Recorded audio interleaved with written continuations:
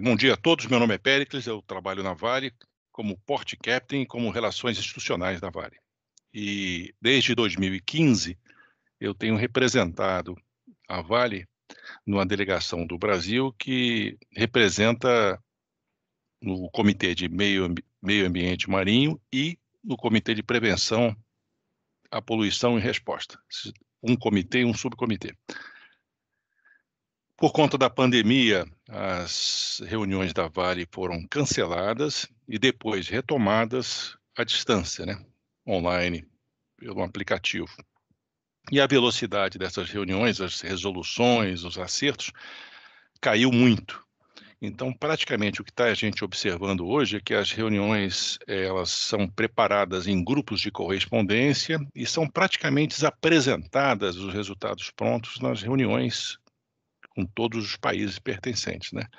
Então, a grande briga hoje na Vale é conseguir um assento nos grupos de correspondência e poder auxiliar o país nas nossas pretensões, no caso da indústria, né? A delegação brasileira, eu estou em 4 grupos de correspondência e a gente, como indústria, como privado, faz a proposta, submete à Marinha e a Marinha, se achar conveniente, ela pleiteia junto à IMO. Mas é isso, tá? Então vamos começar hoje aqui eu não estou vendo mãozinha levantada nem nada, então quem quiser perguntar, por favor, entre no meio e pergunte, tá? Levante a mãozinha, se eu não ver, a Bárbara me ajuda aí, ou outrem me avisa, e pode perguntar a qualquer momento, tá bom?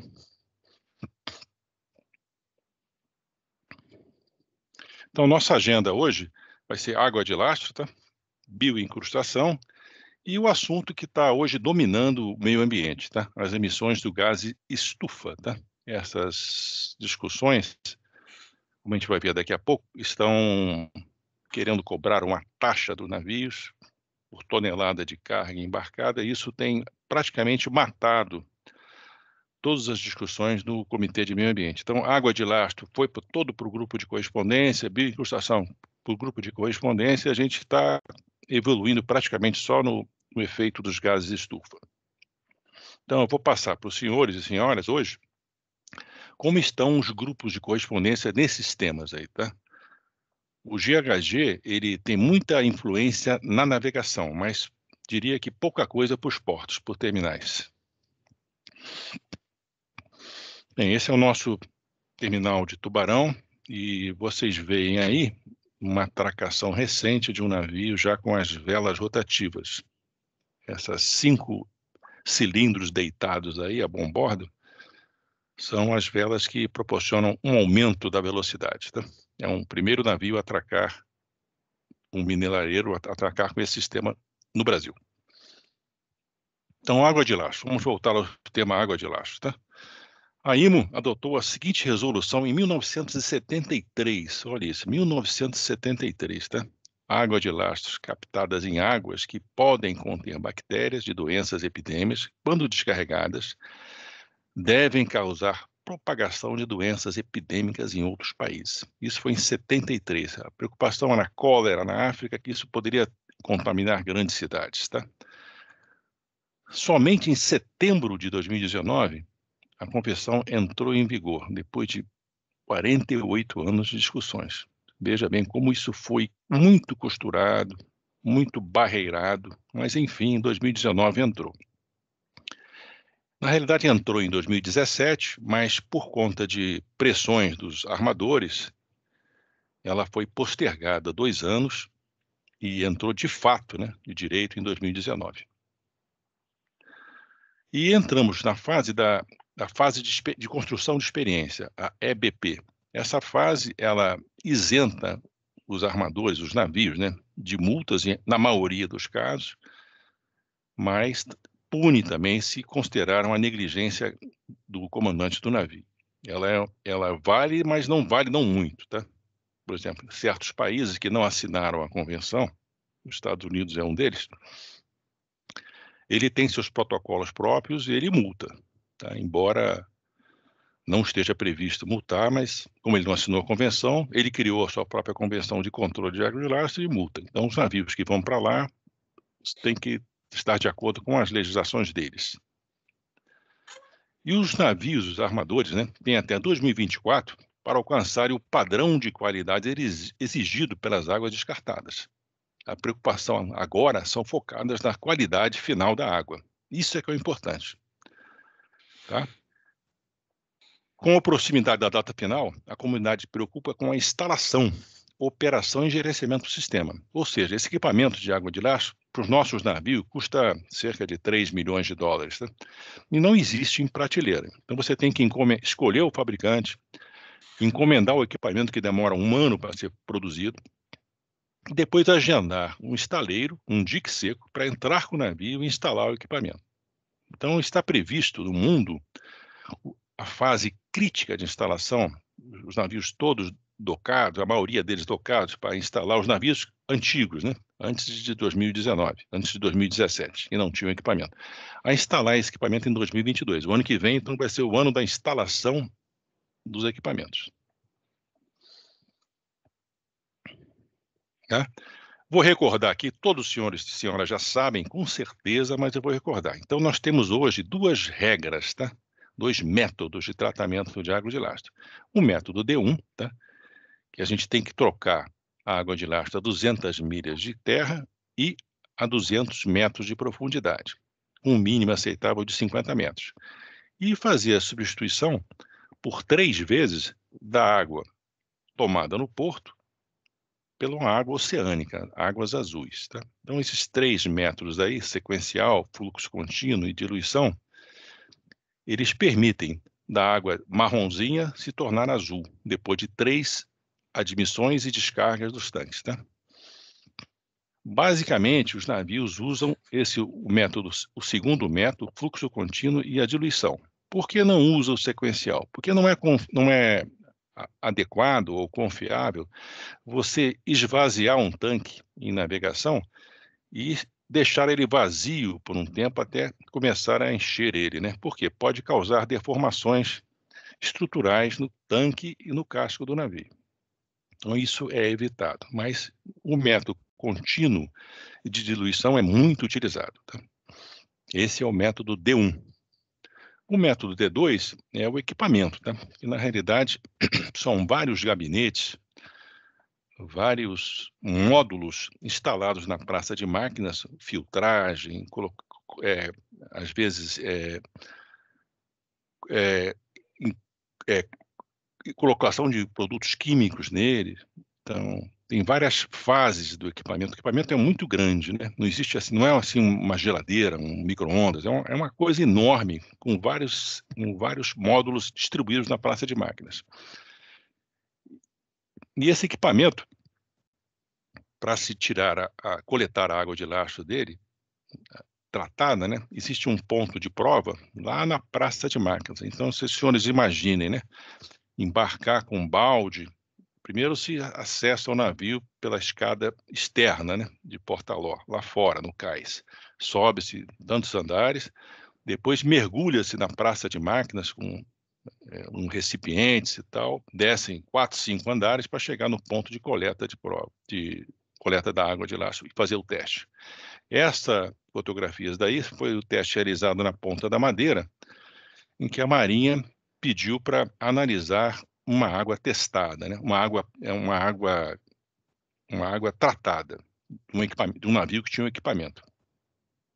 O teste foi feito com sucesso, a água realmente foi bem tratada, mas o comandante à época, em perguntado, como ele sabia que ia haver um teste da autoridade marítima, o que ele fez? Ele fez os 2 métodos. Ele trocou a água no oceano, fez aquela substituição em 3 vezes e tratou a água para garantir que estava bem limpa a água, além do navio ser novo, né?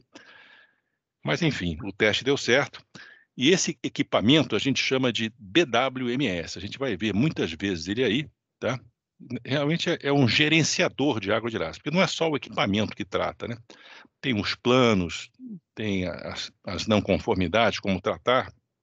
Então, na realidade, não se trata apenas do equipamento. Na realidade, é um plano de gerenciamento de água de lastro do navio, tá? Que envolve mais coisas que simplesmente o equipamento.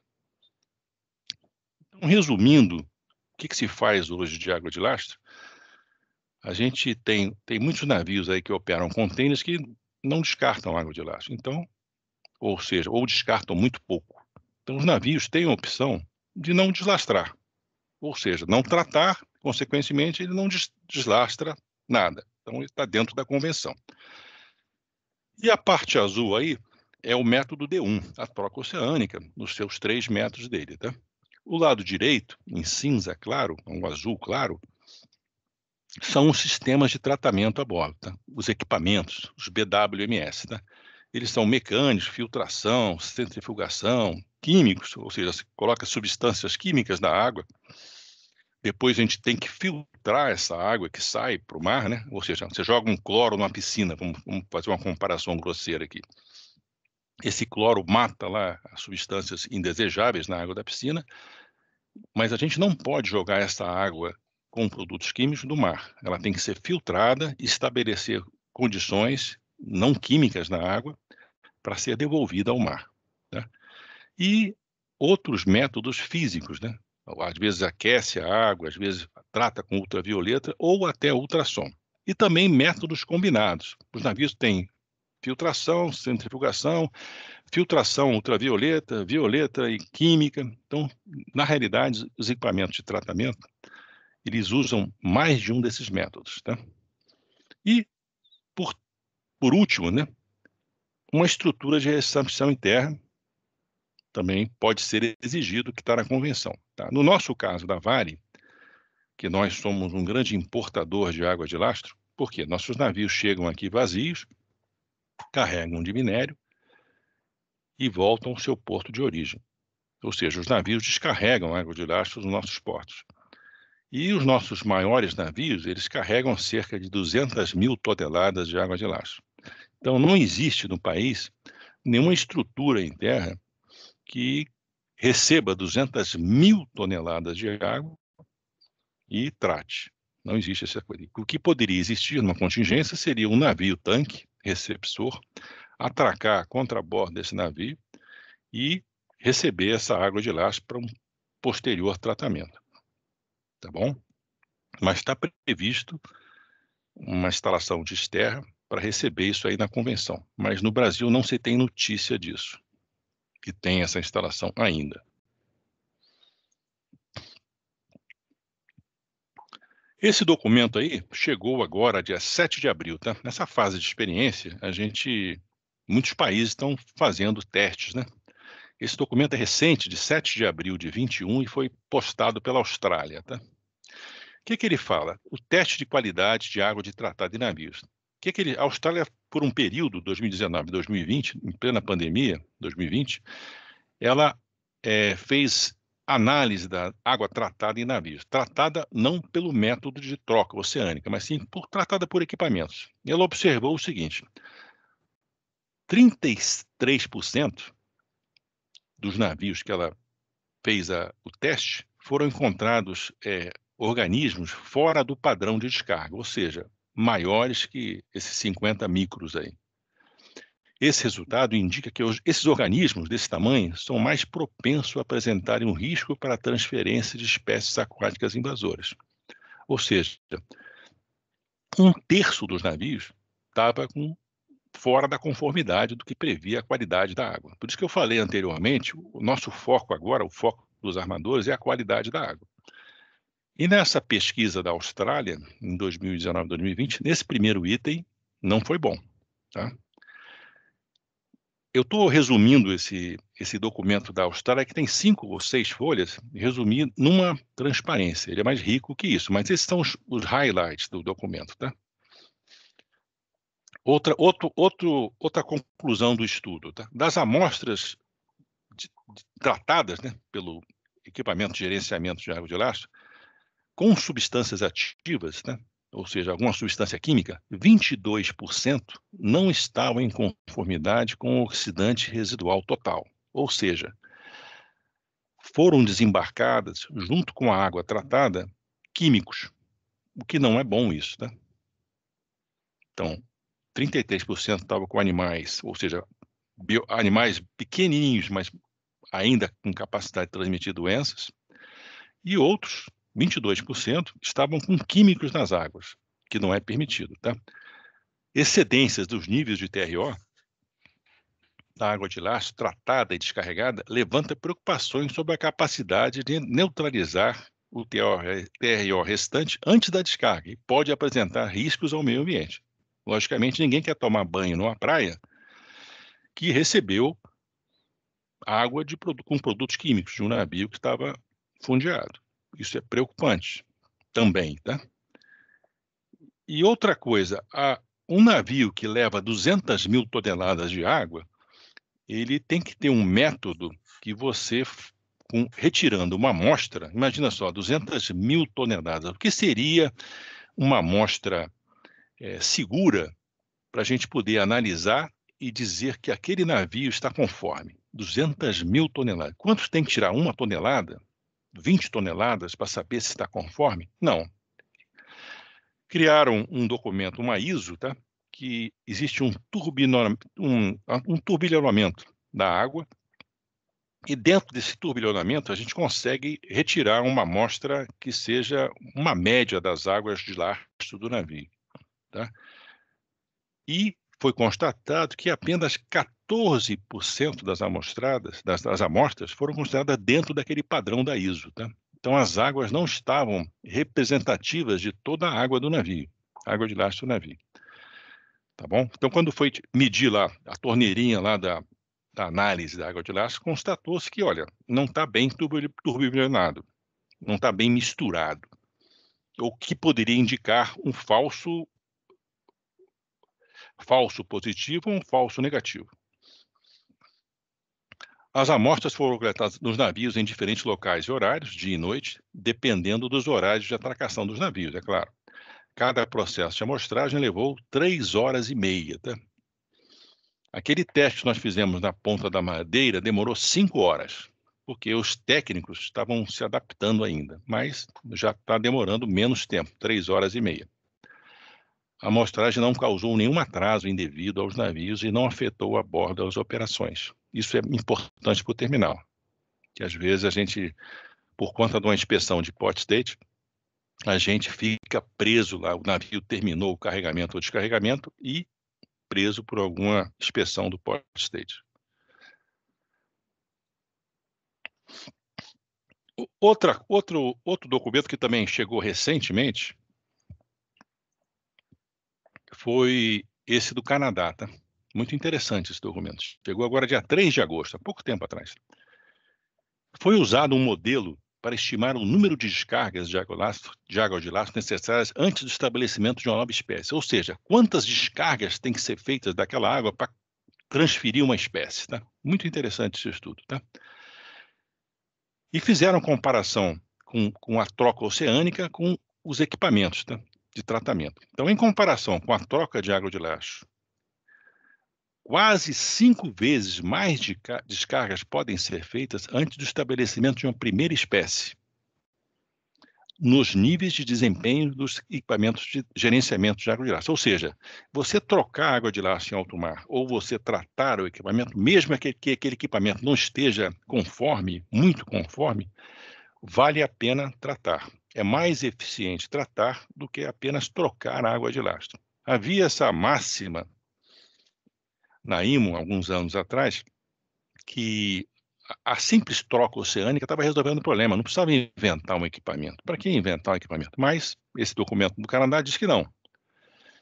Que embora tratar seja bom, trocar a água seja bom, você tratar a água com equipamento, com químicos, com ultrassom, com eletrocentrifugação, aquecimento, filtragem, ela dá mais resultado, tá? Os níveis de desempenho dos equipamentos de gerenciamento de água de lastro observados representou uma melhoria substancial na proteção ambiental em relação à troca de água de lastro.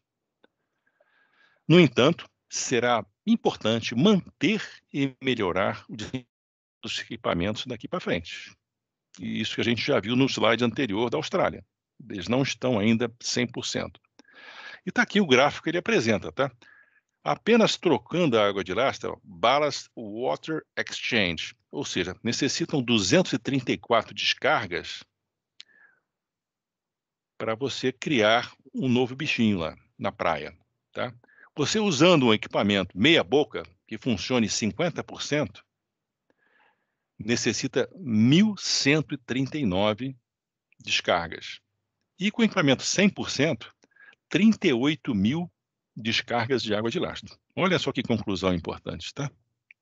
Muito importante isso. Ou seja, mesmo o equipamento funcionando mal, ele é muito mais eficaz que a simples troca oceânica. Tá? Esses documentos, os dois, são muito recentes, tá? Ainda vão ser criticados, serão apresentados novos documentos que contestam isso, esses dados, mas foram apresentados, foram expostos à comunidade marítima, esses dois documentos. E as nossas conclusões, tá? A atual fase de construção da experiência, que nós estamos vivendo até 2024, é uma oportunidade para os navios e os armadores acertarem a operação e a cadeia de suprimento para os equipamentos de gerenciamento de água de lastro. Por quê? Essa cadeia de suprimentos não só envolve os químicos que são usados. Por exemplo, o equipamento avariou no meio do mar. Como é que vai chegar o sobressalente? Como é que vai chegar o reparo para fazer o conserto do equipamento, que ele trate a água de lastro e que ele não atraque sem estar com a água de lastro tratada? Como é que vai ser feito isso? Isso não está resolvido, bem resolvido ainda não. Ainda não existe outra conclusão, tá? Um tratamento que seja eficaz para todas as áreas marítimas do mundo. Ainda não existe isso, tá? As áreas mais frias, as áreas mais quentes, existem equipamentos que funcionam melhor com água fria, outro com água quente, outro com água mais salgada, outro com uma água doce. Cada um tem a sua especificidade. Mas como os navios, no nosso caso, né, fazem as viagens sempre para os mesmos portos, no caso da Vale, a gente vai resolver isso mais fácil que outros que operam com qualquer navio de qualquer lugar. E outra coisa, para os armadores, para os terminais se defenderem, né, que a Marinha, quando acha uma não conformidade na água de lastro, em 2024, depois da fase de experiência acabar, ela vai multar o navio, tá? Mas a autoridade ambiental, estadual, municipal ou federal, vai autuar o terminal, que trouxe o navio para sua praia, para poluir a sua praia no fim de semana. Então é muito importante que nós, como terminais, tenhamos um contrato de afretamento com cláusulas claras de conformidade com a Convenção de Água de Lastro. Tá? A importância do NOR, tá? Outra coisa, o Notice of Readiness. Quando o navio chega no terminal, ele passa esse NOR. E realmente ele tem que estar pronto mesmo, de fato. Tá? Antes do AIS, alguns anos atrás, a gente tinha o seguinte evento. A partir do NOR, o navio começa a receber o demurge, né? Começa a receber dinheiro por estar pronto para operar e o terminal não chamou ele ainda. Então, o que acontecia antes do AIS? Né? Isso é poucos anos atrás. O navio dava o pronto, o NOR, às 5 horas de chegar no terminal, às 6 horas de chegar no terminal. Mas isso, graças a Deus, acabou. Então, a gente consegue confirmar, quando chega o NOR, se ele realmente está na área, está fundeado. E também medidas claras e definidas no plano de contingência do navio e no porto. Por exemplo, o navio teve uma avaria em alto mar. Olha, não consegui tratar a água. As luzes do equipamento, o navio tem, o próprio equipamento faz uma autoavaliação dele. Se ele estiver ruim, a água não for tratada, acenderá alguns alarmes no equipamento. E então o comandante vai saber que o navio não tratou a água direito. Então ele tem que avisar ao porto, olha, meu navio não consegui tratar a água. Lá longe, muito longe. Por quê? O terminal avisa a autoridade marítima, o armador avisa a autoridade marítima, e a autoridade marítima daquele país onde o navio vai, toma uma decisão. Olha, você vai fazer uma troca oceânica, tá? Você não vai vir, não vai atracar no nosso porto, não vai entrar no nosso país, mas é muito importante que o navio não chegue no terminal, nas proximidades do terminal, e diga assim, olha, eu estou com a água não tratada. Que aí, como vai resolver isso, né? Você vai mandar ele lá fora, 200 milhas, para trocar água? Então, isso é muito importante. Isso tem que estar definido no plano de contingência do porto e do navio. Nós temos que cobrar do navio, longe dele estar no porto, se ele está conforme com a água de lastro. Tá bom? Isso é muito importante. Nós encerramos a água de lastro. Alguma dúvida, algum comentário, alguma coisa? Gostaria de ouvir vocês, se está num nível... Eu coloquei um nível que eu achei conveniente. Eu não sei se eu fui com um nível muito baixo ou não. Eu queria ouvir de vocês algum retorno antes de começar a bioincrustação.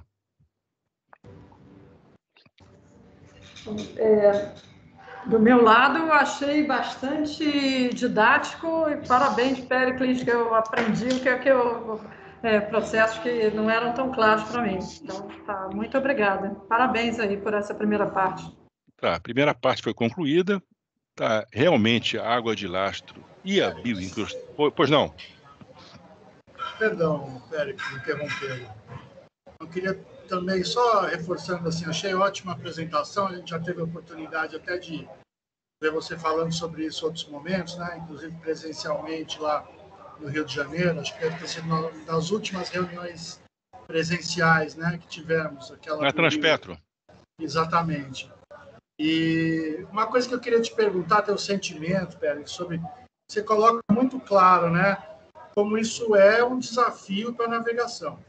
Para as grandes empresas, pelas suas informações, fica muito claro o tamanho da atividade, né, o tempo que a atividade vai tomar nas operações. Mas como é que você vê isso assim, da indústria se adaptando a isso? Você acha que agora é um momento que todo mundo já internalizou e vamos fazer logo e paciência? Ou ainda há uma resistência? Não há resistência, tá? As exigências estão muito grandes, tá? Muito grandes. O padrão de qualidade de água tratada estabelecido pela Guarda Costeira dos Estados Unidos é muito mais rigoroso que o da IMO. Então, existe uma grande corrida para bons equipamentos e bons tratamentos, tá? Os armadores que instalaram seus equipamentos em 2015, a primeira linha de equipamento, 2014, 2015, eles observaram que hoje esses equipamentos não entregam a água tratada com a qualidade exigida hoje pela IMO e muito menos pela Guarda Costeira Americana. Então, esses armadores pioneiros, eles vão ter que fazer modificações, comprar outros módulos nos seus equipamentos para atingir esse padrão de água de qualidade, esse padrão de qualidade de água. Então, não há dúvida que é um caminho sem retorno. Até 2024, todos os navios terão esse equipamento e todos os navios tratarão a água. Será não permitido fazer a troca oceânica mais. Será só tratamento. A troca oceânica será uma contingência. Tá? Então, eu vejo, sim, que, embora seja um problema dos armadores, isso afeta diretamente os terminais. Tá? Que você receber um navio que a Marinha comprove que a água de lastro não estava conforme, nós vamos ter problemas no terminal, porque o nosso órgão ambiental estadual vai dizer, pô, você sujou a minha praia no fim de semana. O que tem que e outras coisas, você pode ter contaminado, introduzido espécies aquáticas, invasoras, entendeu? Você vai ser multado, autuado. Não só o navio, o terminal também. Isso é muito sério. Então, a gente tem que, como eu falei, nós temos na Vale um comitê chamado Regulação Portuária, Port Regulation. A gente se reúne uma vez por semana e pessoas da jurídica, os port captain que estão na operação, eu, às vezes, quando eu posso entrar, o comandante Alfim, o comandante Roberto entram, e a gente discute o que vai escrever no regulamento portuário, o que a gente vai obrigar os comandantes a fazerem, para a gente não ser surpreendido por isso e por outras coisas. Tá? Não basta a gente dizer assim no contrato, cumpra a Convenção de Água de Lastro. A gente tem exigido mais deles, tá? Que eles assinem documentos. Eu vou mostrar daqui a pouco. Assinem documentos, digam com todas as letras, meu equipamento está conforme. Porque na hora que tiver problemas, você vai mostrar, olha, eu fiz o que eu pude, mas, entendeu? Isso é muito importante. Grato. Perfeito, Péricles. Eu acho que esclarecedor, né? Eu tenho, assim, um grande receio, na verdade, olhando pelo lado do terminal privativo, né, qual a gente, onde eu posso dizer que eu tenho um pouco mais de experiência, né, e ali, volta e meia, a gente vê, assim, alguns pedidos, né, de, poxa, eu preciso nivelar o navio, né, eu preciso fazer um procedimento de liberar lastro para uma saída mais segura, né, e quando nós precisamos desenvolver essas autorizações, a gente esbarra justamente no ínterim ali de a capitania precisa consultar a capitania dos portos, ou a própria capitania consulta o IBAMA, né? E isso, nesse aspecto, né, não há tempo hábil, né, para você conseguir fazer essas liberações, pelo menos não no modal de container, né? E o que acaba acontecendo é que a operação ela não ocorre, né? Não ocorre. Então, assim, se a gente opta por carregar menos ou por talvez até colocar um pouco mais de insegurança numa manobra, né? Em função de não haver esse entendimento, né? Talvez seja algo que nós precisamos desenvolver algum entendimento, né? Ou até alguma provocação via comitê mesmo, para que a gente consiga planificar isso e tornar claras as responsabilidades, o papel de cada um, né? E que na hora do vamos ver, vamos dizer assim, né? A gente não vê um posicionamento claro, né? A gente vê mais porque é um tema difícil, é um tema complexo mesmo, como Tá, você bem colocou ali. em conversas informais com a Marinha, informais, não há decisão nenhuma ainda, não. Conversa de corredor, informais. Quero deixar bem claro aqui. Eu tenho perguntado, vamos imaginar que o navio venha se aproximando da nossa costa com equipamento avariado. Tá? O que você vai fazer? Aí eu citei o exemplo, a Marinha Americana já divulgou o que ele vai fazer com ele. Tá? A Marinha Americana, a Guarda Costeira, o que ela definiu para o caso americano dos Estados Unidos? O navio entra uma vez, tá? Ele faz a troca oceânica e entra uma vez nos Estados Unidos. Aí no porto ele é obrigado a contratar um reparo do equipamento. E ele leva um carimbo pelo número IMO dele que ele não vai ter outra chance de fazer isso. Ele só pode fazer isso uma vez. Ou seja, ele só pode entrar nos Estados Unidos executando troca oceânica uma vez. Na vida dele depois não vai ter mais essa chance, tá?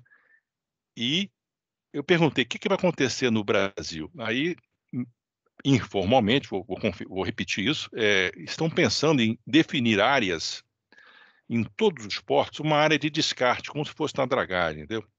Porto de Itajaí, tantas milhas, posição tal, área tal. Em caso de uma avaria no equipamento de tratamento, será feita uma troca de água oceânica nessa área. Mas isso ainda não está decidido. Tá? Mas o que nós, terminais, temos que estar atentos é o seguinte: não deixar acontecer. O navio não pode entrar na área de fundeio, na área de espera, na fila, com uma avaria. Aí o problema passa a ser no terminal. Isso é importante. A gente tem que segurar ele lá fora, longe da gente. Tá Perfeito, Patrícia, perfeito. Vamos conversar sobre bioincrustação. Isso, olha só, esse grupo de água de lastro está todo rodando pela grupo de correspondência. Tá? Algumas decisões serão tomadas agora em novembro, que vai ter uma reunião virtual do Comitê de Meio Ambiente Marinho e a gente vai, talvez, evoluir um pouco mais. Tanto bioincrustação quanto água de lastro. Tá? Bioincrustação. Isso aí é o resuminho. Eu peguei esse gráfico do P&I Clube do Reino Unido. Tá?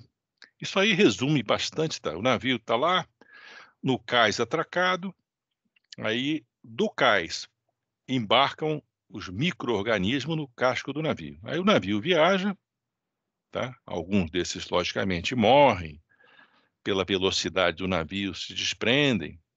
E quando o navio chega do outro lado, aqueles bichinhos sobreviventes, ou plantas sobreviventes, passam para o mole do cais. Tá? Aí, o estágio 4, o último, nosso, do terminal, eles se espalham, contaminam todo o terminal. Tá? Isso aqui está acontecendo. Não é de hoje. Tá? Mas isso aqui é um bom resuminho do que acontece. Agora, por que acontece isso? Tá? Vamos lá.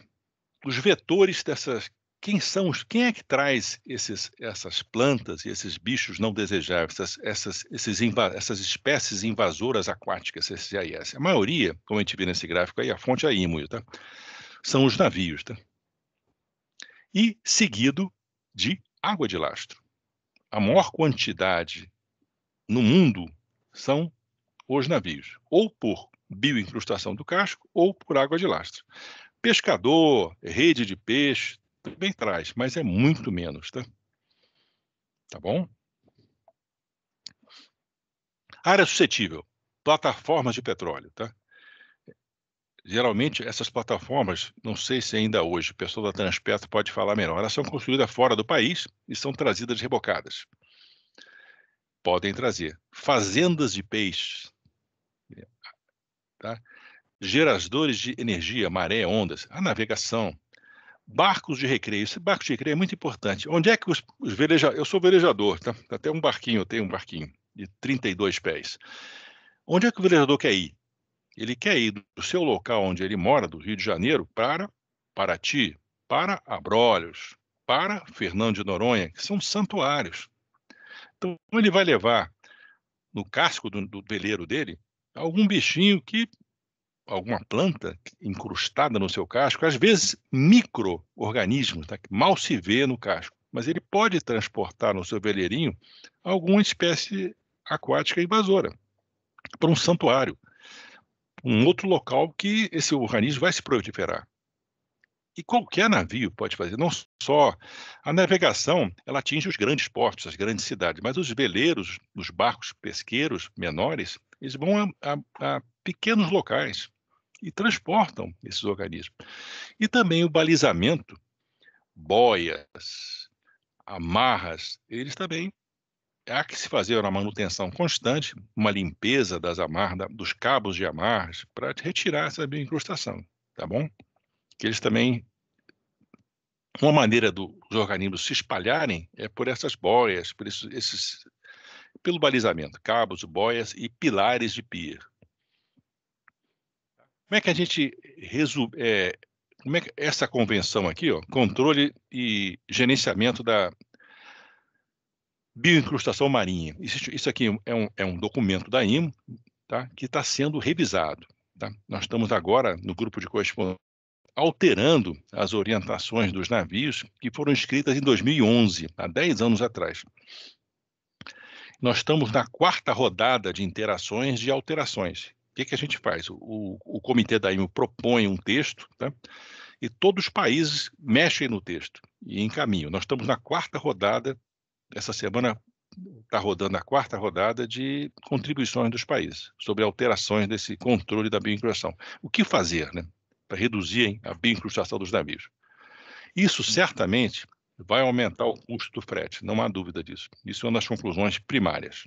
Por quê? Haverá mais trabalho para manter os navios limpos. Então, quais são as áreas suscetíveis, tá, de incrustação dos navios? Hoje em dia, há uma certeza que as áreas de nicho, tá? O que são áreas de nicho? Leme, hélice, bow thruster, caixas de mar, essas reentrâncias do navio abaixo da linha d'água são as que mais suscetíveis à incrustação. Aqui. Escovém, onde está o ferro, a âncora é armazenada também ali tem. Então aqui tem imagens do hélice limpo, do hélice sujo, da caixa de mar limpa, da caixa de mar suja, como ela fica incrustada. Olha só, quando o almirante lembra disso, a gente tripulava navios da marinha, fragatas, contra-torpedeiros, e por vezes a gente sentia, naquela época, nos anos 80, anos 90, que os navios estavam com a velocidade... Você colocava na máquina 2.000 rotações, ou 2.000 não, 200 rotações, 250 rotações, 220 rotações, e a velocidade correspondente àquela rotação dos motores era menor. Por exemplo, 220 rotações significava 20 nós. E a gente observava que ao setar 220 rotações na máquina, ele andava 16 nós, 18 nós. Ou seja, o navio estava pesado por conta de incrustação. que a gente fazia, né? Quando não havia tempo de contratar um mergulhador no porto para raspar o casco?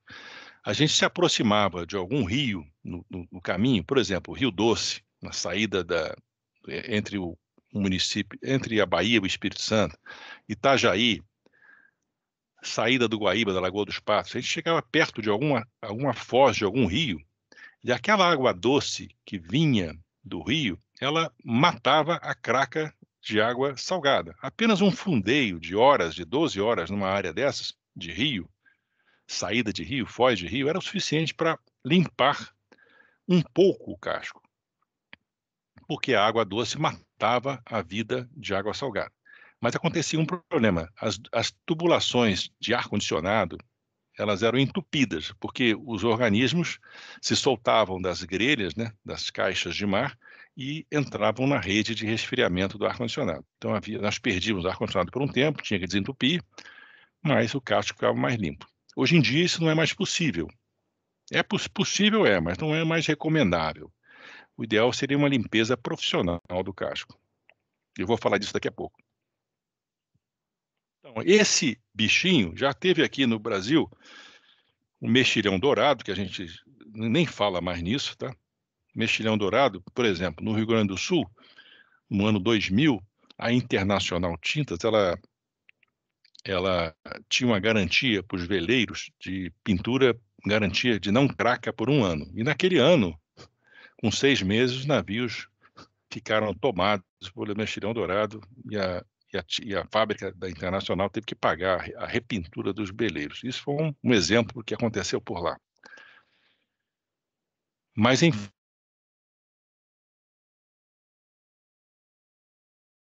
atacando bastante. Já atacou a Nova Zelândia, no Canadá também. Ele é muito mais poderoso, é como se fosse um tapete, realmente um tapete.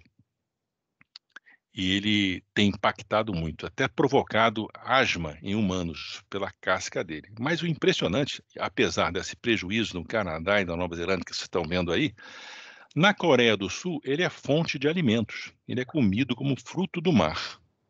Engraçado, né? Mas isso é fato. A fonte é o P&I Clube do Reino Unido, tá? E da IMO. Então, em alguns países ele não é caçado, ele é predador. E aqui na Coreia do Sul ele é caçado, recolhido e se come isso. E não se apresenta como um problema na Coreia do Sul, pelo menos. Tá? Como é que se dá a migração? A migração, essas rotinhas aí que estão no mapa, nessa carta aí, ou seja, teve temperatura semelhante, salinidade semelhante, durante a viagem, os organismos têm capacidade de sobreviver, tá? Então, isso que está mostrando aí, tá? Quanto mais amarelo, é a maior probabilidade. Olha só como a Europa se liga aos Estados Unidos muito facilmente. A Europa se liga pelos Estados Unidos, Austrália, olha o Golfo Pérsico ali também, amarelinho. Entendeu? Como tudo é possível acontecer. É possível, sim, a viagem pelo casco.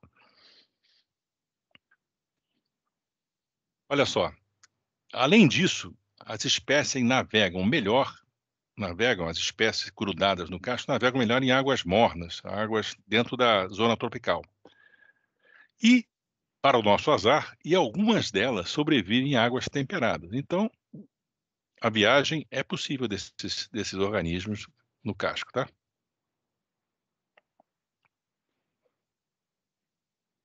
Investimento em prevenção, tá? Como eu disse, nós estamos revisando essas guidelines, essas orientações de 2011 pelo grupo de correspondência, tá?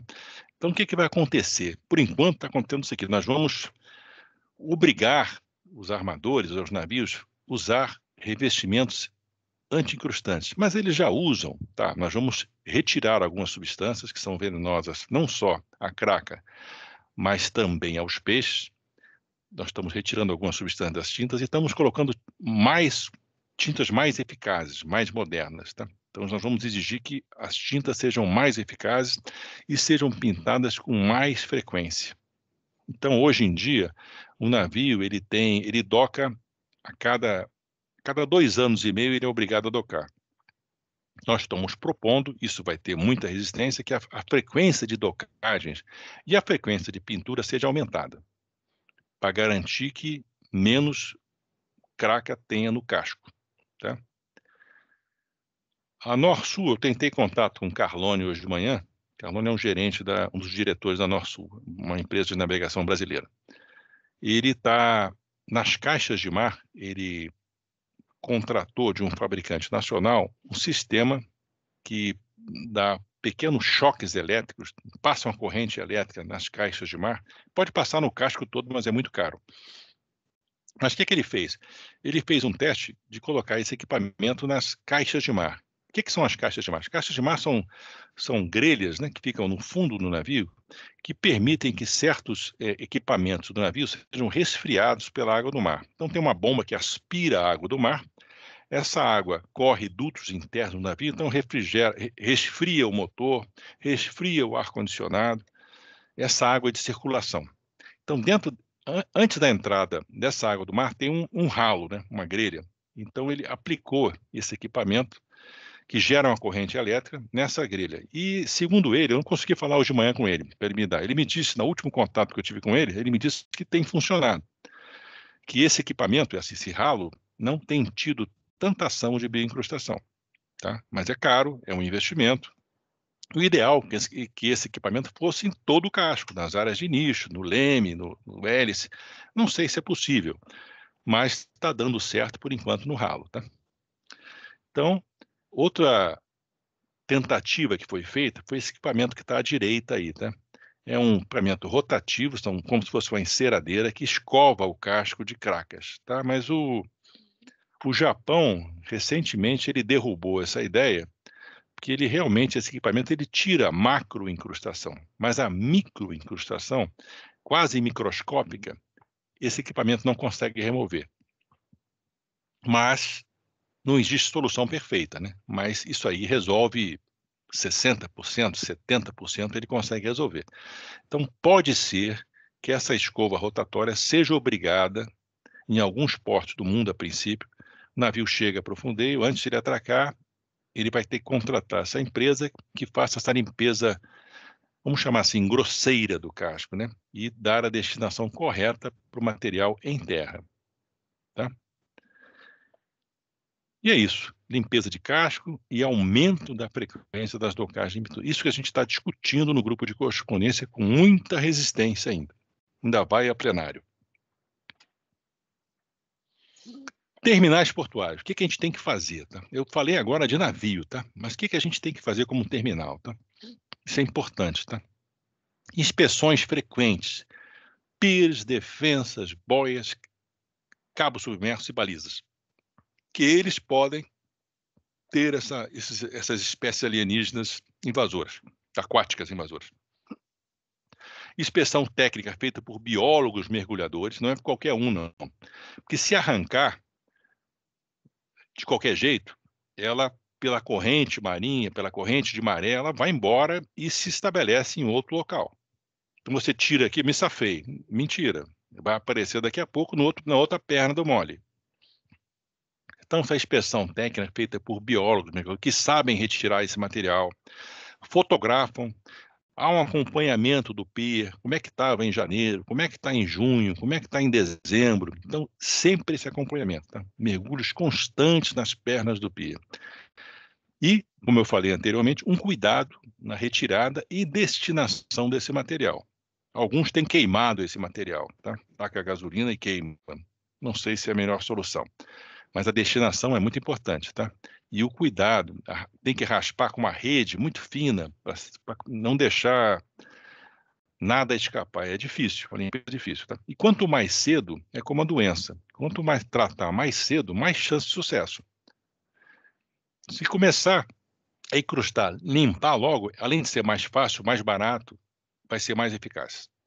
Tá bom? Como terminal, a gente tem que fazer isso. Estabelecer uma rotina de inspeção dos nossos piers, rotina de inspeção de boia, rotina de inspeção de prancha, de escada, de tudo. Tá bom? Conclusões nossas, tá? A bioincrustação, como nós vimos, é um importante vetor de transferências de espécies aquáticas invasoras. A navegação, navios, barcos de pesca e de recreio, é a principal fonte de introdução das espécies invasoras. Não há dúvida disso. A invasão de determinada espécie quebra o equilíbrio da cadeia local e tem potencial para trazer prejuízo à economia e ao meio ambiente. A bioincrustação deve ser ativamente gerenciada, ativamente. Então, o terminal tem que se proteger, tem que mergulhar, tem que inspecionar. Isso é importante. Tá? Nós estamos fazendo isso em Tubarão. Atitudes proativas e preventivas são necessárias. Estabelecer uma rotina de inspeção, mergulhos frequentes. Tá?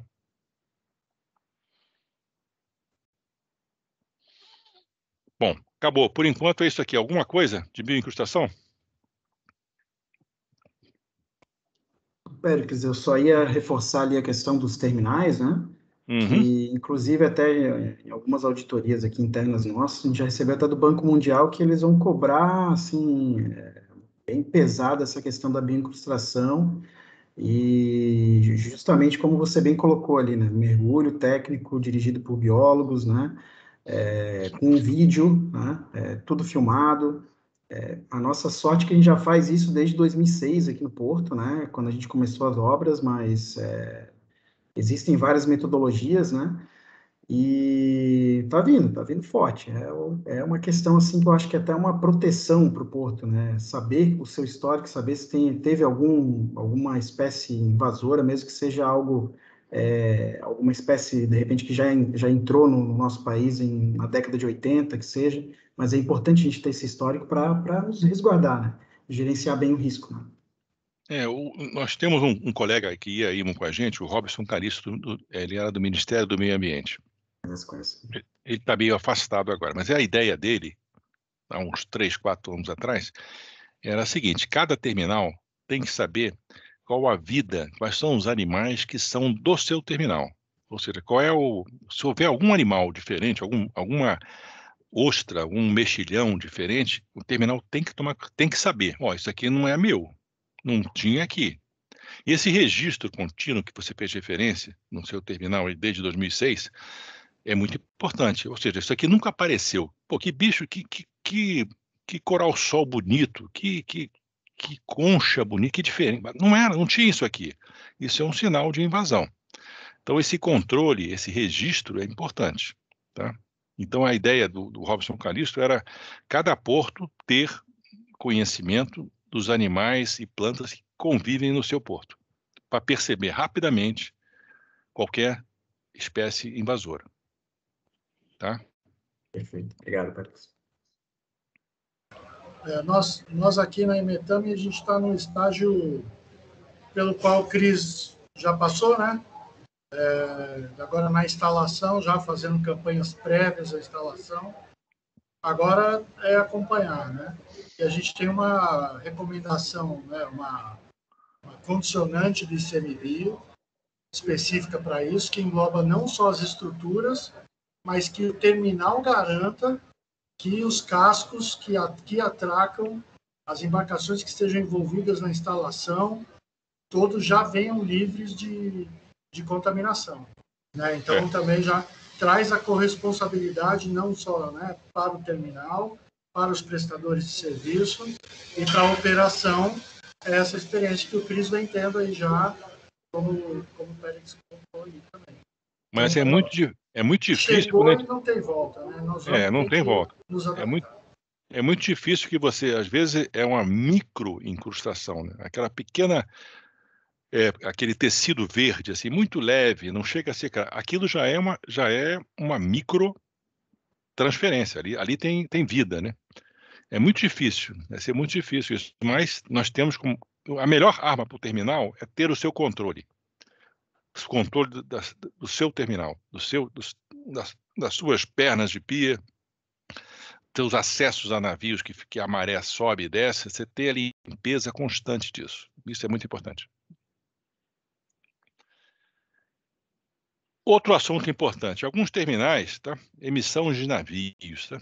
Alguns terminais, como o nosso aqui em Tubarão, eles estão de frente por uma praia, na praia de Camburi, em Vitória, que existem prédios caros e pessoas importantes por andar. Então, qualquer fumacinha escura é uma denúncia, é uma multa por terminal. Então, uma preocupação muito grande para nós aqui, que estamos na vitrine, na cristaleira da cidade, é não emitir nada. Às vezes, um navio está chegando, né, rebocado, com máquina, e o chefe de máquinas parte um equipamento auxiliar, que é uma caldeirinha de aquecimento de água, de conforto, de banho para a cozinha, e essa caldeira larga uma fumaça preta. E automaticamente nós somos autuados por isso. Tá? E nós corremos atrás para tentar autuar o navio, mas o terminal recebe uma multa do órgão ambiental. Então é muito importante a gente avisar os navios que controle as suas emissões, não apresente fumaça de cor negra em hipótese alguma, tá? E isso é uma coisa, tá? E outra coisa é o bunker, né? Com teor de 0,5 de teor de enxofre. Isso também a gente está preocupado, mas eu vou falar daqui a pouco, tá?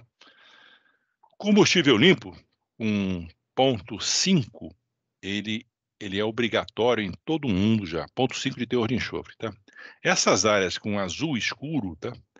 O teor não é 0,5, é 0,1 de teor de enxofre. Então é um combustível mais limpo ainda. E as áreas azul clarinho significa que são proposta de ECA com 0,1, mas não estão efetivadas. Depende de um acordo dos países que são banhados por aquele oceano. É o caso do Mediterrâneo, que não houve um acordo ainda. Os países da África que são mais pobres, a Líbia, o Egito, o Marrocos não querem, então a Europa, apesar de querer, do outro lado, os países da África não querem, porque isso vai encarecer o frete e eles dependem ainda eles são menos favorecidos que os países da Europa. Mas está a caminho de acontecer. O Japão também já fez uma proposta, tá? Mas a Rússia está também reclamando dessa ECA do Japão aí. Enfim, a tendência é cada vez o combustível ser mais livre de enxofre, mais livre de nitrogênio, mais livre de muita coisa. Mas o que nós estamos tentando... O Carlone está ligando agora para mim sobre a pergunta que eu ia fazer para ele, mas eu não vou poder atender.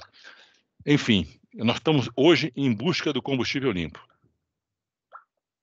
Tá?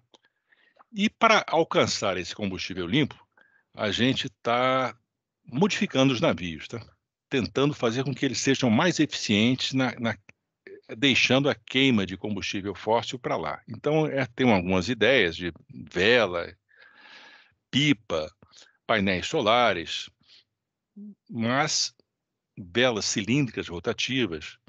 E no porto, os navios vão ter que ter uma tomada que os terminais vão ter que alimentar ele de energia de terra para que eles não emitam CO2 quando atracados. Eles sejam desligados totalmente os motores e sejam plugados na energia de terra. Tá?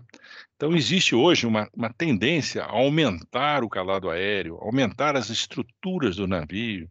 Tá? Então, o terminal vai ter que se adaptar. Tá? Nós estamos já com esse problema já aqui em Tubarão e em PDM. Tá? Nós recentemente recebemos esses navios com essas velas rotativas, o Zhuhai-San, e o que aconteceu? A praticagem, quando viu esses portes aí, esses 5 portes, ela exigiu um aumento de rebocadores, porque ela não sabia, a praticagem não sabia se a influência do vento, se o navio ia afastar mais, se aproximar mais. Eu acho que está corretíssimo, tá? Porque realmente é um navio de 225 mil toneladas. Existia a dúvida realmente, será que precisa, será que vai ter efeito do evento, vai exigir mais rebocadores? Então isso já foi uma consequência inicial. E o calado aéreo também está sendo observado, essa estrutura não existia e vai passar a existir. E o afastamento lateral, quando você derruba as torres para carregar, eles às vezes, por vezes, nem sempre, eles passam do limite do casco do navio, tá? Eu vou tentar passar um filminho aqui agora, não sei se vai dar resultado, mas vamos tentar sobre essas 2 tentativas que a Vale fez.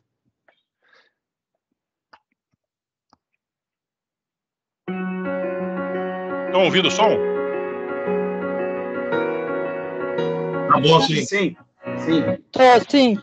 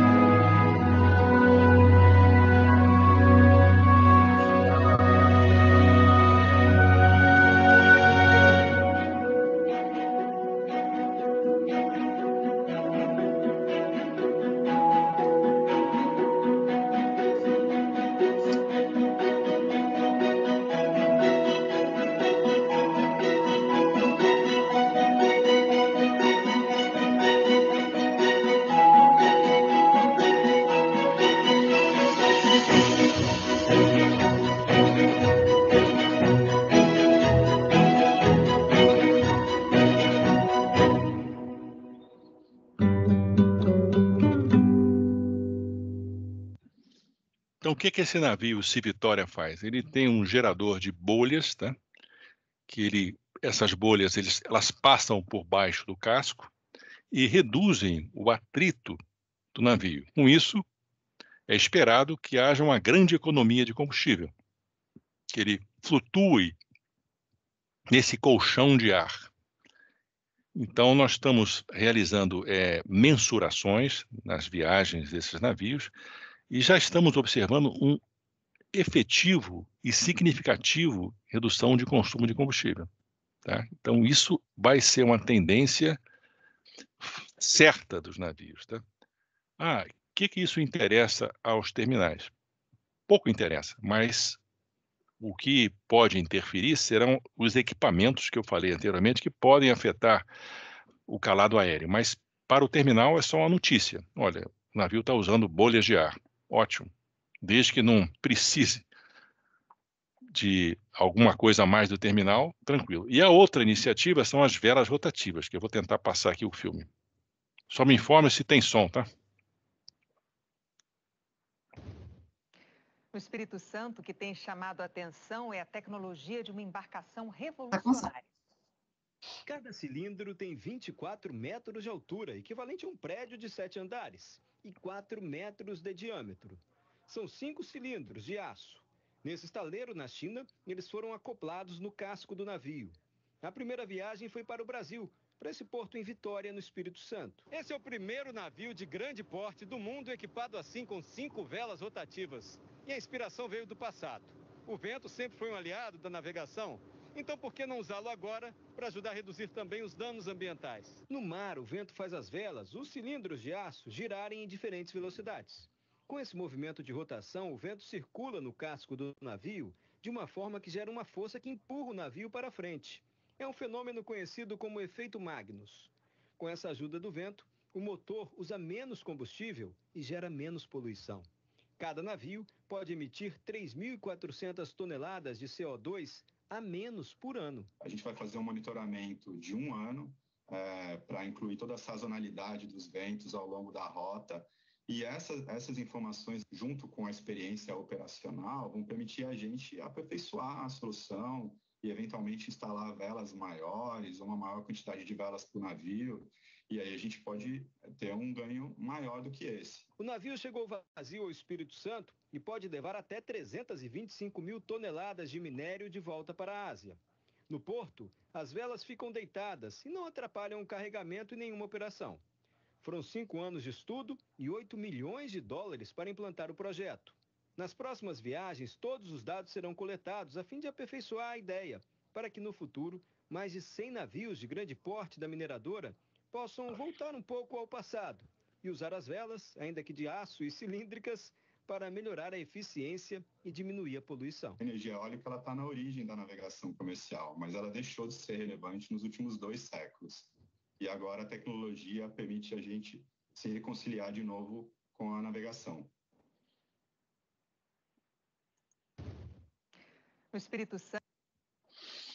Então, essa busca pelo combustível limpo, essa busca pela eficiência energética está fazendo que os navios se alterem. Tá? Eu me lembro uma vez, o Almirante, não sei se o Almirante lembra, Almirante, nós estávamos juntos mais uma vez, anos 90, final dos anos 90, nós estávamos fazendo o balizamento da Paraguai-Paraná, da hidrovia Paraguai-Paraná.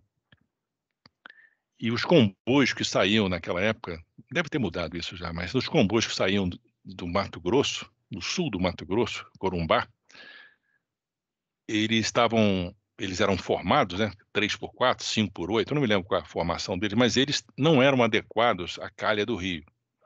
Eles estavam passando por cima de vegetação, na margem. E o almirante falou o seguinte, os navios devem se adaptar à calha, e não ao contrário. E a gente viu que anos depois, 30 anos depois, 20 anos depois, está acontecendo mesmo. Os navios têm que adaptar à realidade nacional, à realidade do combustível, da eficiência energética. E o almirante fez uma coisa muito interessante, um parênteses na nossa reunião, tá? Ele, não sei se vocês sabem disso, mas os custos da praticagem de Corumbá até o porto de Nova Palmira, no Uruguai, eram caríssimos. Por quê? A cada tramo, que eles chamam, a cada trecho, o balizamento do rio era de uma maneira. Então, o prático brasileiro ele não tinha qualificação para navegar no tramo, no trecho paraguaio, porque o balizamento era diferente. O almirante unificou todos os balizamentos, até o Uruguai. Isso reduziu o frete, qualificou o prático para fazer a viagem inteira, e isso representou muita economia na época para aquele pessoal que faz o transporte de soja, até de minério da Vale lá. Um trabalho silencioso e muito importante, já tem quase 25 anos isso. Tá bom, era isso. Mas, ou seja, os navios têm que se adaptar à realidade e pode ser que os terminais vão ter que ser adaptados também, sobretudo no calado aéreo. Outra coisa, tá? Para usar combustível sujo, mais que 0,5 de teor de enxofre, na Europa e nos Estados Unidos, na América do Norte, né, já estão exigindo, exceto o México, existindo o 0,1. Eu falei lá da ECA do 0,1. Alguns navios, alguns armadores resolveram por instalação desse filtro aqui, que nada mais é do que esse prédio aqui. Tá vendo? Tem a chaminé e tem um prédio, um grande prédio atrás da chaminé, de cerca de 5, 6 andares, que é esse filtro chamado scrubber. É o limpador de gases de exaustão. Sistema de limpador de gases de exaustão. Esse é um filtro que permite você usar um combustível com teor de enxofre de 3,5, um combustível barato, e poder filtrar isso. A fumaça que sai é uma fumaça limpa, perfeita. Tá? Entretanto, essa filtragem ela gera um produto da filtragem, que é como se fosse, mal comparando, uma graxa de sapato preta. Para os senhores terem uma ideia, uma viagem de um navio da Vale, que demora 42 dias da China até o Brasil, ele usando o scrubber e lavando a sua água de descarga, ele junta num tanque cerca de 100 toneladas dessa graxa, desse subproduto de limpeza. E não existe ainda, pelo menos no Brasil, que eu saiba, alguma empresa que dê a destinação desse produto químico, fruto da filtragem dessa fumaça. A IMO, ela diz que essa filtragem, essa água de filtragem, ela pode ser descarregada para o mar. E está previsto essa descarga para o mar. Ou seja, os navios podem usar o scrubber e essa água de lavagem, ela descarrega no mar aberto. Mas aconteceu o seguinte, muitas dos países proibiram a descarga nas suas águas interiores. Muitos países proibiram, a Europa inteira, a América do Norte inteira, muitos países da Ásia proibiram. E isso fez com que, quando o navio chegasse próximo da costa, o navio tivesse que operar no modo, esses equipamentos são híbridos, operar no modo ciclo fechado, que ele, em vez de jogar para o mar, ele acumula num tanque. Essa borra, né, essa graxa de sapato, quase uma graxa de sapato. E isso está cada vez mais frequente, ou seja, cada vez mais países estão proibindo a descarga, ou seja, daqui a pouco a IMO vai chegar assim, ó, não pode usar mais o scrubber, nem em alto mar. Aí quem comprou o scrubber vai ter que desistir de usar, vai passar só ao combustível mais limpo, tá? Essas decisões de proibir o uso em águas de alto mar ainda não foi tomada. Ou seja, hoje em dia é legal você usar o scrubber e fazer a descarga da água do mar para a água do mar. Ainda pode fazer isso. E alguns países deixam fazer a descarga dentro das suas águas territoriais, tá? A Vale, no seu Port Regulation, proibiu o uso dentro das suas áreas do terminal. Você não pode usar dentro do terminal o circuito aberto. Então, isso é uma coisa que deve ser pensada pelos terminais também, exigir isso dos navios. Nós decidimos por isso. Dentro das nossas águas do terminal, a gente proibiu. E a gente recomenda que não seja utilizado nas águas territoriais. Recomenda, é uma recomendação, cumprida ou não a critério dos comandantes. Tá?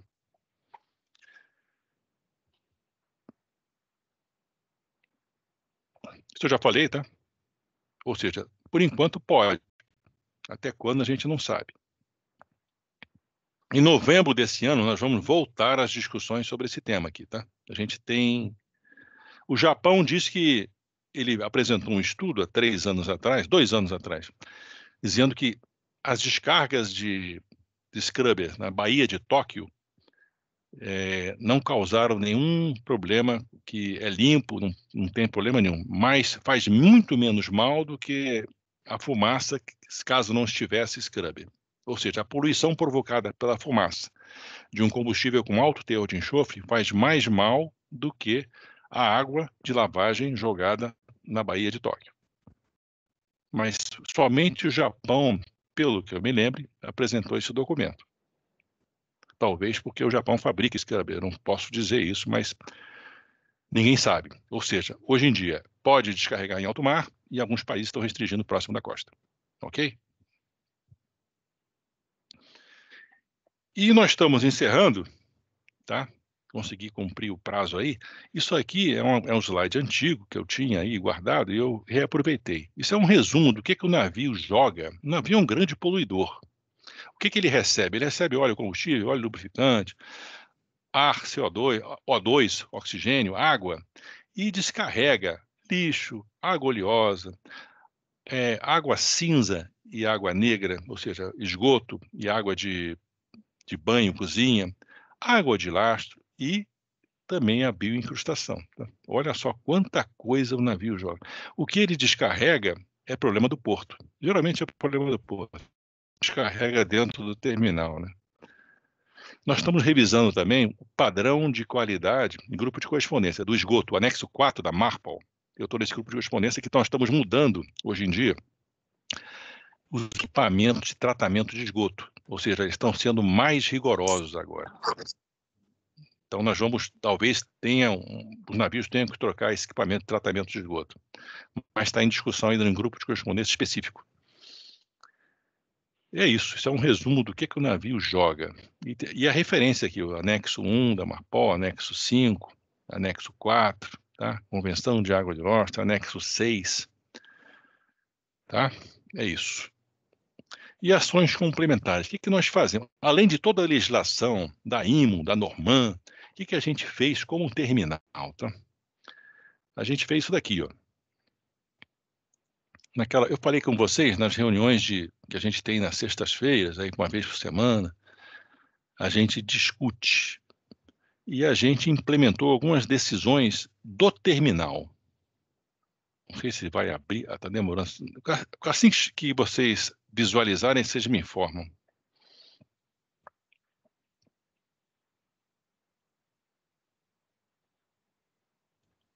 Ok. Ok? Então, o que nós fizemos? Isso aqui, ó, Porto de Tubarão e Praia Mole, tá? Anexo C, orientações operacionais do Port Regulation. Aí a gente te fala aqui, ó, segurança, a gente divide, isso aqui a gente manda para os comandantes, tá? Antes de chegar no porto, e eles têm que... Olha só os temas aqui, poluição por ar, limpeza dos convés, água de lastro. Olha o projeto aqui, Amigos da Baleia Jubarte, também tem que passar longe das baleias, tá? Então a gente manda isso para isso aqui, além de toda a legislação que ele tem que ler. Então a gente manda isso para ele e cobra dele uma assinatura, tá? Ó, caro comandante, aí vai aqui, um prazer receber você e tal, um Tubarão em Pramore, e vai. Isso aqui a gente decidiu juntos, tá? Acesso ao navio. Olha aqui, a escada aqui, como é que tem que ser? Tá vendo? A rede, corretamente, a balaustrada, porque ocorre muito acidente aqui. Então a gente obriga ele a cumprir esse padrão de escada aqui, tá?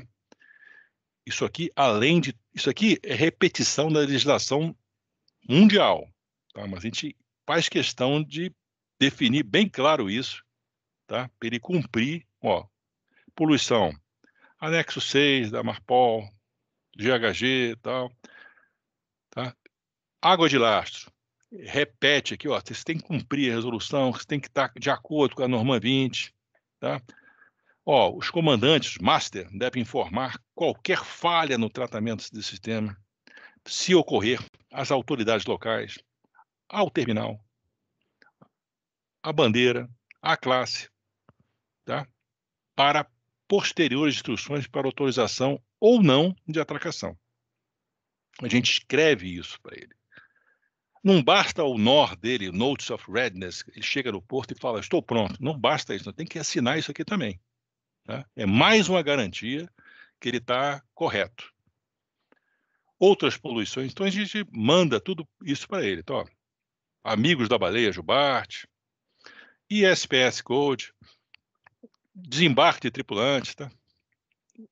Tá? Eu não sei se vocês têm isso, mas isso aqui a gente põe na internet, tá? Casos de condições severas de tempo que a gente tem que mandar o cara suspender. Olha, está arrebentando espia, não terminou o carregamento, você vai ter que suspender. E ele tem que cumprir. Ele tem que contratar os seus rebocadores e sair. Tá? E além disso, a gente também, esse aqui eu botei o da ponta da madeira, tá? Cada terminal tem o seu padrão. Por acaso, o primeiro é de ambos os terminais. Mas esse daqui, ó, tá vendo? Esse aqui é de PDM, da ponta da madeira. Então o comandante diz, ó, tá. A gente explica tudinho para ele aqui, ó. Assine, tá? Ó, amarração, quantas linhas você tem que ter, quantas espias, tá? Datar e assinar, tá? Isso é um complemento de toda a legislação. Olha só. Máquinas auxiliares, porões, tudo tem que estar direitinho, ó. Bombas, kit SOPEP, tá? É mais uma assinatura que ele tem que dar que está tudo bem, não basta mais o NOR. Por quê? Nossa experiência é que quando pega, ele diz que, sabe como é que é, não sei o quê, então a gente obriga ele a assinar isso, tá? Então isso é uma medida que nós tomamos para nos preservar. Eu não sei se vocês fazem isso semelhante, alguma coisa semelhante a isso. Nós resolvemos fazer e tá assim, tá? E é isso, tá? Era o que eu tinha que falar. Eu não usei todo o tempo. Agradeço a vocês a oportunidade e espero trazer, talvez daqui a 6 meses, daqui a 8 meses, mais novidades aí sobre o meio ambiente, tá? Muito obrigado a todos. Agradeço a oportunidade, Almirante Barbosa, pela nossa amizade aí ao longo de tantos anos e a oportunidade de falar para tanta gente inteligente ao longo do Brasil. Muito obrigado. O Péricles, antes do nosso coordenador, se você pudesse tirar a tua apresentação aí para que quem quiser aparecer, apareça aí, até para ver se a gente pode tirar uma foto de todos que estão aqui hoje. Eu pediria para que abrissem as câmeras aí para a gente fotografar, mas eu queria, antes de mais nada, cumprimentar você. eu não sei se o Roberto está nos ouvindo, mas eu diria que foi uma apresentação padrão em Inhaúma, né? Se fosse Jaceguá, ele não teria sido nada prestasse, mas foi padrão em Inhaúma. Foi muito. Inhaúma é uma corveta que eu e Péricles servimos juntos. Fomos da primeira tripulação dela, entendeu? Ele serviu na Jaceguai também. Ah, mas ele já sabia tudo da Inhaúma, ele levou para lá os conhecimentos da Inhaúma. Eu achei extremamente. Foi uma aula, para mim foi uma aula. Eu relembrei outras coisas, você trouxe outras notícias mais novas, e eu acho que o Comitê de Sustentabilidade ele foi criado para justamente isso aqui foi ele que me deu, Mirante. Aí, ó, tá vendo, Mirante? Que a Jaceguai tinha. Foi o Péricles que me deu. Isso aí é uma cópia, obviamente, entendeu? Mas parabéns, Péricles. Eu queria passar a palavra para... Se alguém tiver alguma questão a fazer aí, pode fazer questionamento ao Péricles aí, mas realmente para mim foi extremamente proveitoso essa 1h30 aí que nós tivemos. Muito obrigado, Péricles. Parabéns mais uma vez.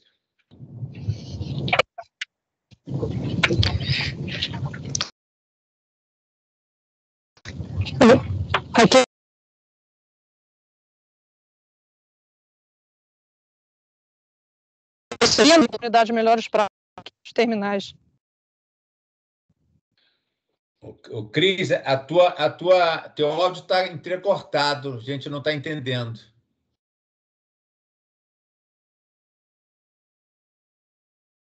Pelo menos eu tá não ruim estou. A minha conexão, tá ruim a minha conexão, Murilo. Então só queria parabenizar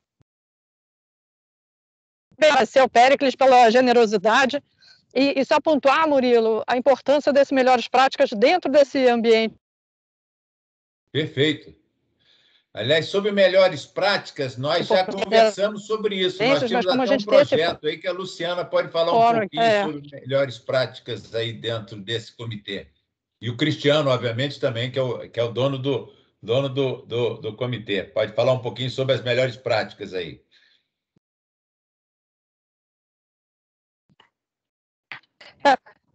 Eu podia só fazer uma pergunta aqui antes de perder a conexão aqui para o perguntas. Uma pergunta se na questão deles de Ponta da Madeira, né? Eles são os operadores, mas são clientes também. Então, você não sendo cliente, apenas sendo operador portuário, se você consegue legitimidade para esse padrão de exigência, né? Como é que ele vê isso? E a segunda pergunta se ele vê essa questão do carbono, vai ver isso também se gerando uma taxação em carbono nos próximos anos. Olha, eu vou começar pela última, da taxação do carbono, não é uma ameaça real, tá? Isso, então, talvez cobrem, existe uma proposta do Bloco Europeu de cobrar $100 por tonelada transportada. Por uma empresa como a Vale, que viaja meia viagem vazio, né? É muito caro, vai aumentar muito a chegada, o preço de minério da chegada na China. É uma ameaça, tá? Isso nós estamos muito preocupados com isso a nível de diretoria.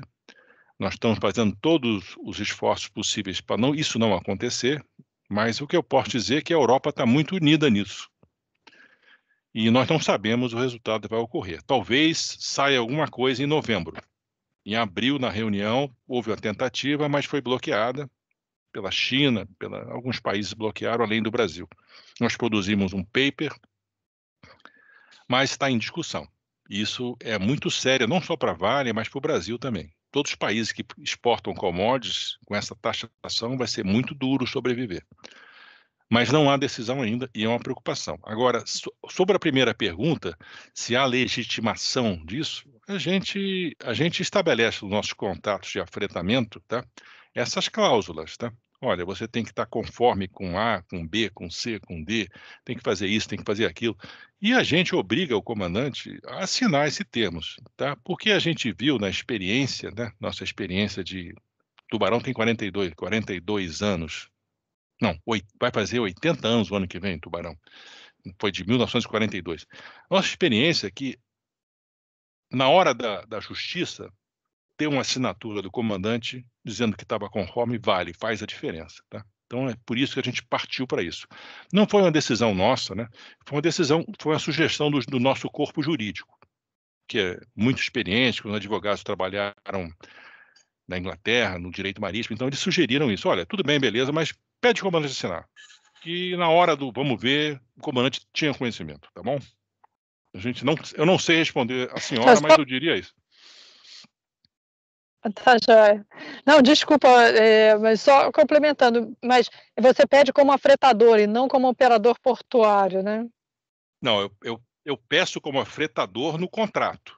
E como operador portuário, eu peço o comandante assinar. Passo as duas coisas. Entendi. Muito obrigada, Péricles. Muito obrigada. Alguém tem mais algum? Cristiano, a palavra é sua aí. Eu acho que a Luciana teve que sair, porque a Luciana está lá em Santos, no Santos Export. Ela está fazendo check-out agora, então eu peço aí que você agora conduza aí para o nosso encerramento aí, se ninguém mais tiver nenhum questionamento a fazer.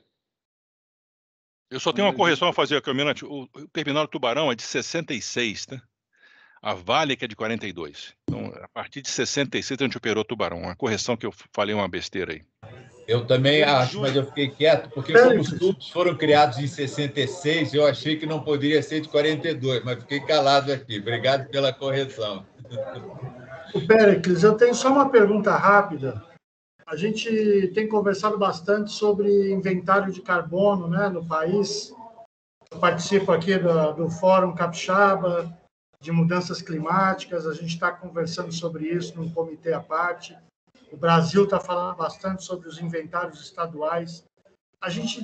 Você já ouviu alguma ligação sobre essa questão das emissões em áreas portuárias e exigências ou demandas que tenha para as áreas, para os terminais portuários, nos inventários estaduais e no inventário nacional? Olha, o comandante Roberto está aqui assistindo. Nós temos VTS em Vitória. Nós estamos nos primeiros portos do Brasil a ter um VTS operacional. Ainda que seja caráter de informação, ele tem câmeras muito potentes, tá? E nós observamos alguns anos atrás denúncias do VTS. Olha, a Vale está com navios jogando fumaça preta. Então a denúncia saiu do VTS, que é administrado pela Codesa, e bateu no órgão ambiental. Tá?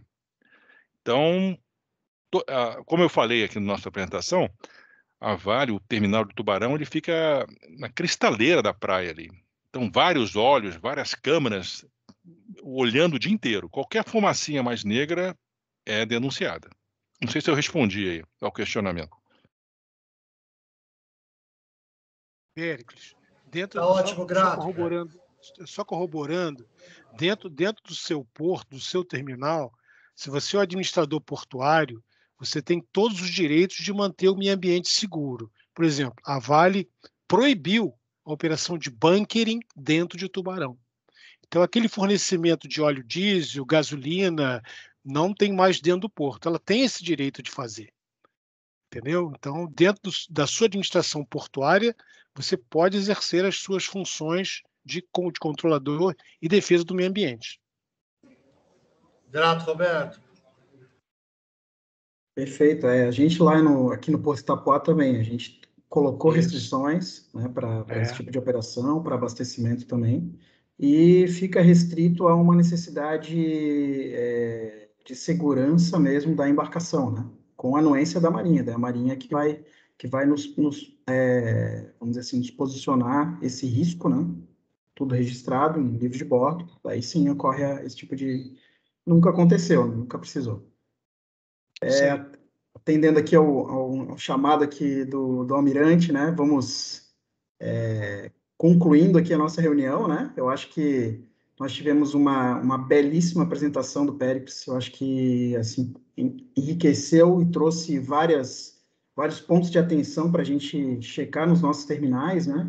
E o principal, a antecipação, né? Eu acho que quando a gente trata de um tema que pode, de fato, parar uma operação, que pode ocasionar até uma depreciação aí da nossa movimentação, que já é tão exigida, né, no nosso país, que nós não temos aquela infraestrutura um porte que ainda precisamos, né? Vamos dizer assim, para o mercado internacional, e a gente precisa se antecipar, precisa estar atento às mudanças que o mercado vem sinalizando aí, né?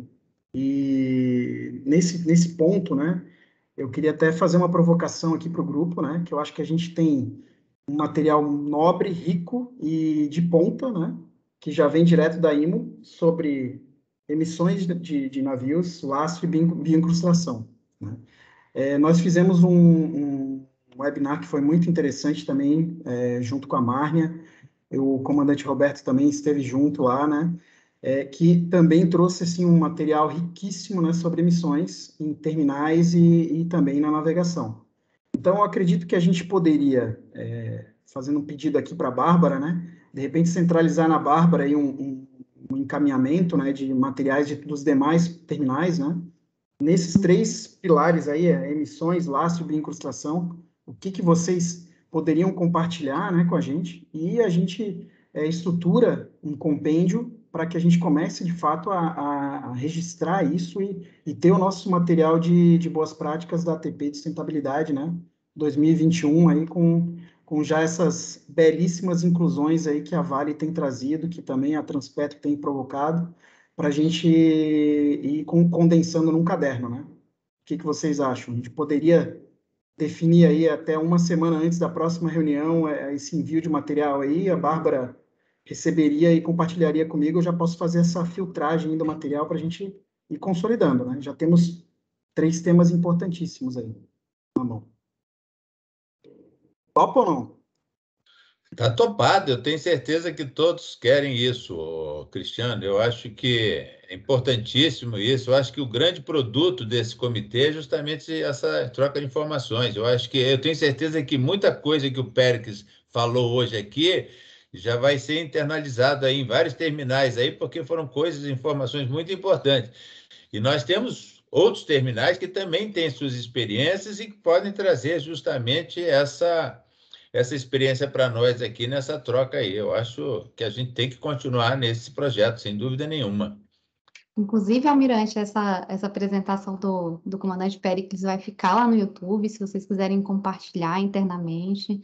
Eu adoro as apresentações do Péricles, adoro, fenomenal, adoro a voz dele também, podia ficar horas assistindo, acho sensacional. E aí vocês podem compartilhar também internamente aí para vocês, né?